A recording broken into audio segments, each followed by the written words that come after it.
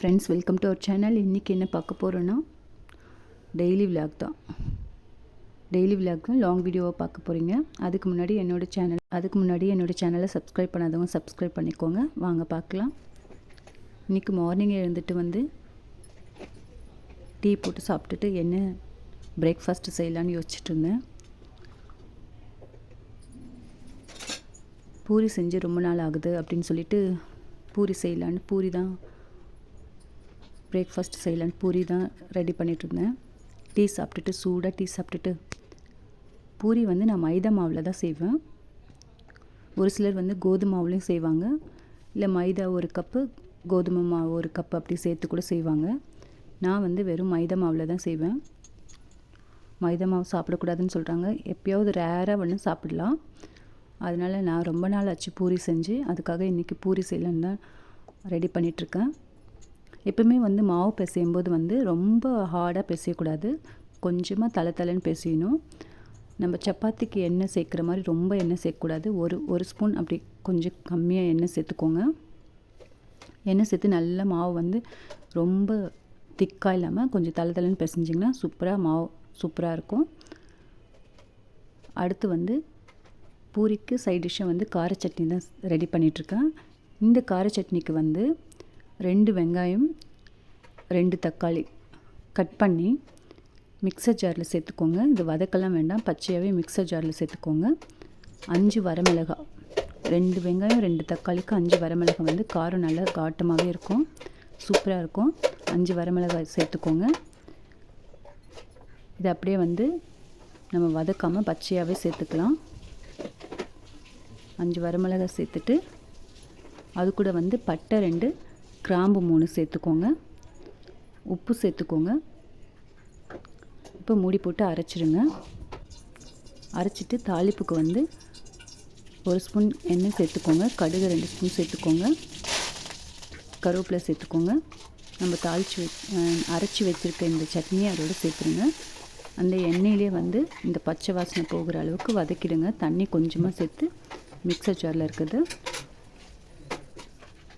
நல்லா வழித்து விட்டு சேர்த்துக்கோங்க. அவ்வளோதான். ஒரு 2 செகண்ட் உங்களுக்கு அந்த பச்சை வாசனை போகிற அளவுக்கு வதக்கி எடுத்துருங்க. சூப்பராக இருக்கும் இந்த சட்னி. பூரிக்கு சூப்பராக இருக்கும். நீங்களும் செஞ்சு பாருங்கள். அடுத்து பூரி நல்லா பஃபியாக வர்றதுக்கு என்ன பண்ணணுன்னா, மாவு நான் சொன்ன மாதிரி சாஃப்டாக மாவு பிசைஞ்சுக்கோங்க. பிசைஞ்சிட்டு ரொம்ப தின்னாக திரட்டக்கூடாது, கொஞ்சம் திக்காக இருக்கணும். அதுக்குன்னு ரொம்ப திக்காகவும் திரட்டக்கூடாது. மாவு நம்ம திரட்டுற பதத்தில் தான் இருக்குது பூரி பஃபியாக வர்றதுக்கு. அடுத்து நம்ம ஆயில் சூடு பண்ணுறோம்ல, ஆயில் சூடு பண்ணும்போது ரொம்ப ஹீட் பண்ணிடக்கூடாது, ரொம்ப சூடாகிடக்கூடாது, ரொம்ப சூடாகவும் ஆகிடக்கூடாது, ரொம்ப கம்மியான சூடாகவும் ஆகக்கூடாது. ஏன்னா கம்மியாக சூடாச்சுன்னு வச்சுக்கோங்க, உங்களுக்கு பூரியில் எண்ணெய் குடிச்சிடும். பூரி எண்ணெய் குடிச்சிடும். அது நல்லா இருக்காது.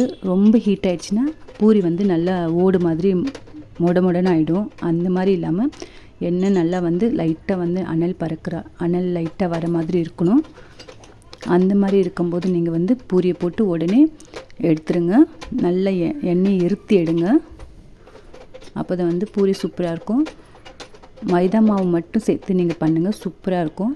ஒரு சிலர் கோதுமை மாவு 1 கப்பு மைதா 1 கப்பு சேர்த்து செய்வாங்க. அப்படியும் செய்யலாம். இப்போ பாருங்கள், நான் நல்லா சூடாயிடுச்சு, எண்ணெய் நல்லா சூடாயிடுச்சு. இப்போ பாருங்கள், நல்லா பஃபியாக வருது பாருங்கள் பூரி. இந்த மாதிரி நீங்கள் நல்லா எண்ணெய் இருத்தி எடுங்க. கையில் ஒட்டவே ஒட்டாது.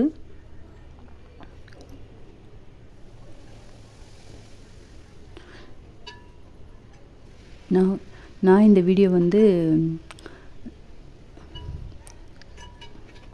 வீடியோ எடுக்கும்போது உங்களுக்கு கிளியராக எடுக்கலை, சாரி. நெக்ஸ்ட் வீடியோலேருந்து நல்லா கிளியராக எடுக்கிறேன். இது நான் ஷார்ட்ஸ் வீடியோ எடுக்கிற மாதிரி எடுத்துட்டேன்.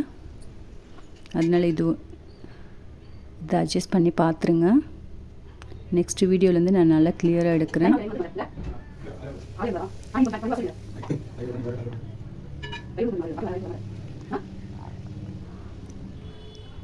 இப்போ பூரி நல்லா பஃபியாக வருது பாருங்கள்.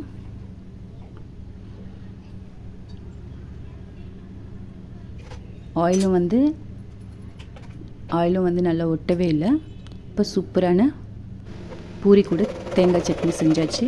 அடுத்து வந்து நான் இன்றைக்கி காலையில் ஷார்ட்ஸில் போட்டிருந்தது தான்.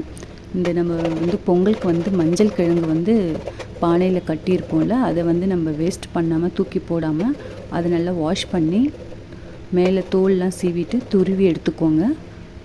துருவி எடுத்துட்டு நல்லா துருவி எடுத்துக்கோங்க. இது கூட வந்து வேறு எந்த வெஜிடபிள் வேணால், கேரட் அந்த மாதிரி வேறு எந்த வெஜிடபிள் கூட போட்டு நம்ம ஊறுகாய் செய்யலாம். நான் இது கொஞ்சமாக வந்து இது மட்டும் செஞ்சேன். ஒரு தாளிப்பு கரண்டியில் 1 ஸ்பூன் கடுகு, 1 ஸ்பூன் வெந்தயம், இது கொஞ்சமாக இருக்கிறதுனால நான் கொஞ்சமாக சேர்த்துருக்கேன். இதுவே வந்து அதிகம்தான். இதில் நம்ம 1 ஸ்பூன் மட்டும்தான் சேர்க்க போகிறோம். நம்ம ஊறுகாய்க்கு சேர்ப்போம்ல, கடுகும் வெந்தயமும் அந்த மாதிரி வெறும் இதில் வந்து நம்ம கடுகு வெந்தயத்தை வறுத்து அதை பொடி பண்ணி வச்சுக்கலாம். பொடி பண்ணி வச்சுக்கோங்க. இப்போ ஒரு கடாயில் வந்து 1 குழிக்கரண்டி எண்ணெய் சேர்த்துக்கோங்க. ஒரு கடாயில் ஒரு குழிக்கரண்டி எண்ணெய் சேர்த்துட்டு எண்ணெய் நல்லா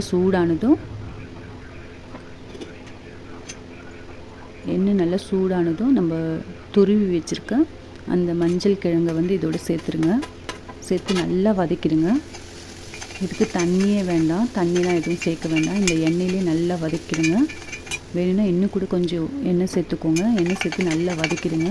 அந்த பச்சை வாசனை போயிட்டு அதுலேயே நல்லா வெந்துடும்.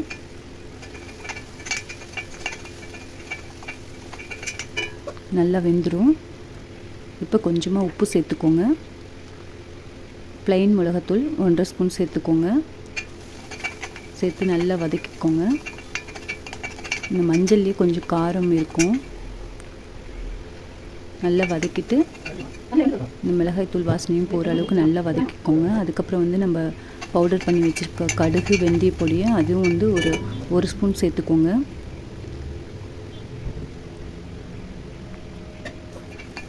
ஒரு பிரதர் சொல்லியிருந்தாங்க இது கூட புளி சேர்க்கலையா அப்படின்னு சொல்லிட்டு. நான் சேர்க்கல, ஆப்ஷனல் தான். உங்களுக்கு வேணும்னா கொஞ்சமாக புளி சேர்த்துக்கோங்க. கொஞ்சமாக பெப்பர் சேர்த்துக்கோங்க. பெப்பர் கொஞ்சமாக சேர்த்திங்கன்னா உங்களுக்கு அந்த ஒரு மாதிரி மஞ்சளோட இது இருக்கும், அது தெரியாமல் இருக்கும். காரில் அடிக்கிற மாதிரி இருக்கும், அது தெரியாமல் இருக்கும். இந்த வீடியோ உங்களுக்கு பிடிச்சிருந்ததுன்னா என்னோடய சேனலை சப்ஸ்கிரைப் பண்ணிக்கோங்க. நெக்ஸ்ட் வீடியோவில் பார்க்கலாம். தேங்க்யூ.